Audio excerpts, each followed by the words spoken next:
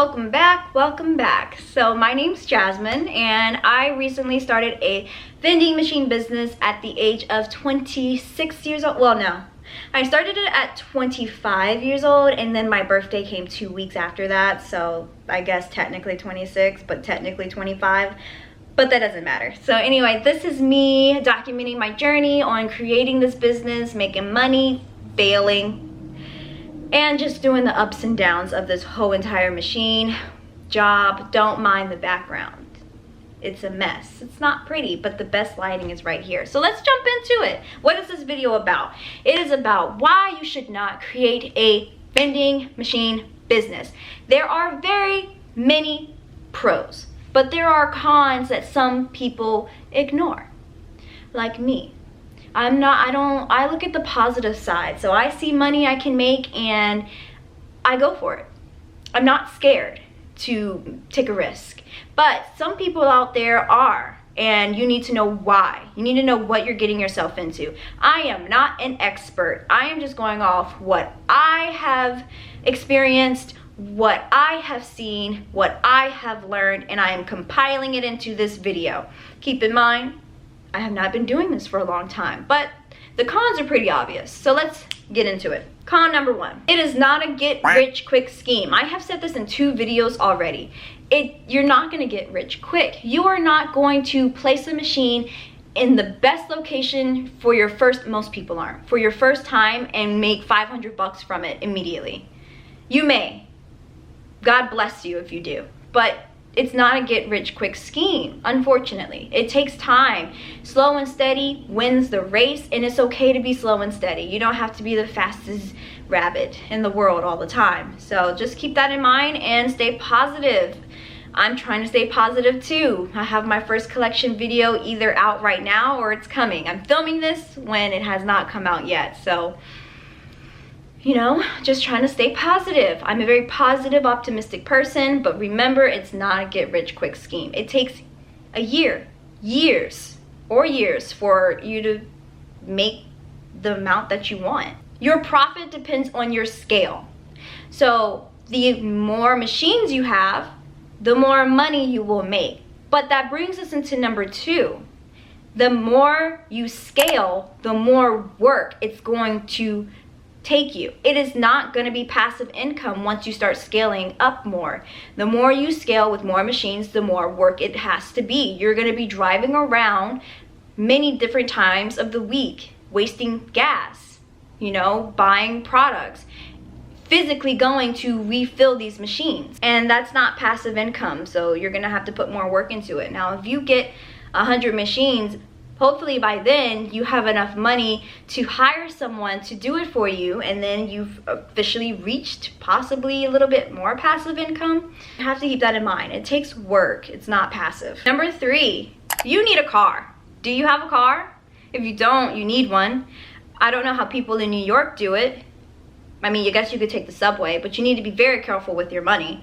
But you need a car to transport your goods. You can't walk throughout the street with like bags and bags of sodas. Like, that's heavy. So you need a car, and with a car comes insurance. With a car comes maintenance, gas.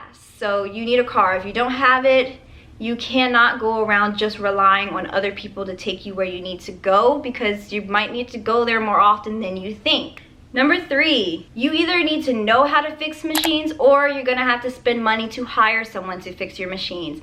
And I am that person that's gonna have to spend money on hiring someone to fix my machines, because I am not a handy person. I may be able to fix a code here and there, but if my compressor breaks, my validator breaks, bill validator breaks, something's jammed, I don't know how to even figure out what's wrong. I don't know how to change it if I do find out what's wrong. So you need to keep that in mind. If you're doing full line, you're gonna have to hire someone to fix your machines if you're not a handy person. Gumball machines, on the other hand, I actually had a problem and I was able to fix it on like a Skype call with someone in the group for vending on Facebook, thankfully, because I had no idea what was happening. So you're gonna have to spend money, or already know how to fix things. So keep that in mind. That's a biggie. That should actually be number one, because that's the most scary part of this business, is something breaking. Number 4, wear and tear on your car. So the more machines you have, the more often you're gonna be driving, you're gonna be putting miles on your car, you're gonna be having to do more maintenance, your tires are wearing out. So that's not a reality for me right now, but down the line it might be. I might be putting a lot of miles on my car depending on where my vending machines are. If you live in a place that is almost farmland and you're traveling an hour, 2 hours to different places, it's wear and tear on your car. So just remember that. It's a con. You have to get a car, number 1, and then you're putting wear and tear on it. So you need to keep in mind that that is something that's gonna suck. Spoilage, that is the next one. So remember that you can write off your products, but you're not going to be making money on the spoilage because you can't feed people spoiled food. You could give it to them for free, or you can give it to your family for free, because I believe that food is still good after the expiration date. But the people at your business that you have placed it at may not like that so much. So keep in mind, food spoils. I have not had that happen to me yet. I am anticipating it though, and that is a sad reality. You are wasting money. People are not buying it. So you can write off the food on your taxes, but you can't write off the spoilage. It's either one or the other. You're either going to write off the spoilage or you're going to write off the food when you buy it. So that's what I've heard. Okay, don't come for me. Let me know down below. Are you writing off the spoilage and are you writing off you buying the food, or can you only pick one or the other for where you are in the state you are for your taxes? Here's a biggie. You may have to share profit with the place that you are placing your machine. I actually had someone call me from my Facebook ad, had me come all the way to Virginia Beach, which is a 45-minute drive, to tell me that she wanted 20 to 25% of the profits from placing the machine in her business. Keep in mind, this person called me for help, and she was trying to get more profit. The more profit that you give the business owner, the less money that you have to make, and you're not making a lot. So giving such a big percentage is a no-no. I did not call that lady back. I said no to this option to place it, and I went on about my day. I'm not losing anything because I wouldn't have been gaining anything. But remember, 10% or less. You want to try to do 10% or less, unless you have a very big, high trafficked account, like a school, that you can make that money back quicker. Then you might want to, lose some leeway for the profit that you give them, the commission charge. Something that some people are not talking about is that healthy is now popular.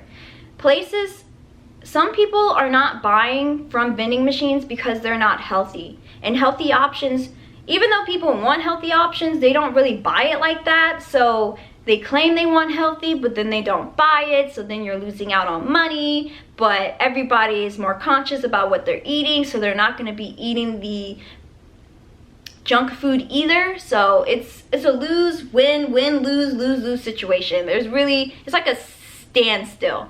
It's expensive to buy healthy, and people say they want healthy, but they're not going to eat it because it's expensive when you put it in the machine. So there's this just whole different thing about, should you buy healthy vending machines? Should you put healthy food in the vending machine? So it's all up to your location. Maybe you should try one or two things, but I have noticed that some of the places that I've placed it, the business owners themselves don't even eat it because they're more healthy. And they're like, I don't drink soda, I don't eat processed food, so it's kind of hard. And I can understand that, because I have a vegan diet. You guys don't know that about me. I have a vegan diet. I can't eat any of the food that I place in those machines except for Skittles and pretzels. So I understand the way of life that's happening right now, but it still sucks because I want to make money. Here is another biggie. I feel like all of these are biggies, but this is a sales job, okay? If you are not charismatic, if you are not charming, if you are not persuasive, this job may not be for you. This business may not be for you. If you are shy, and you can't walk into a business and talk to someone to get your machine placed, sales is not for you. I hate sales. I really actually do. I hate sales. But because it's my baby, I'm willing to do it. But if it was someone else's job, I don't think, I wouldn't want to do it. Going door to door, knocking on door to door was not my thing. I was never going to be that person. And look at me now. I have started a business completely on selling my product to a person and trying to be persuasive and taking no's constantly at me every day. So you have to keep in mind, if you're not charismatic, if you're not social, if you're not extroverted, if you don't push yourself, this business may not be for you. So please keep that in mind. It is a sales job, door-to-door sales job. Put down below if you agree with me about if you don't have any of those personality traits, you may not want to do this. So everyone talks about how this business is low entry amount, but it's low entry amount, but it's also high entry amount. If you don't have at least $4,000, $5,000 saved, you're not gonna be able to buy your first machine. You're not gonna be able to stock it. You may buy a used machine and it actually not work, and then you're out of your money, or you have to pay someone to fix it, like I said before. So it's a low investment, but it's still high enough to make people say, whoa, I don't know about this. So if you're one of those people, start out with gumball. There is a way to get your foot in the door, but I do know how tempting it is to start out with full line, because I told myself, I'm just gonna do gumball. But then I got excited with full line, and I was like, do you want a full line machine? So I kind of just like threw myself into deep water starting out.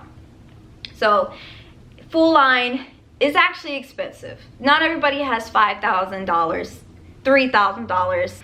All right, you guys, so that was actually maybe 10 or 11 tips on why you should not start a vending machine.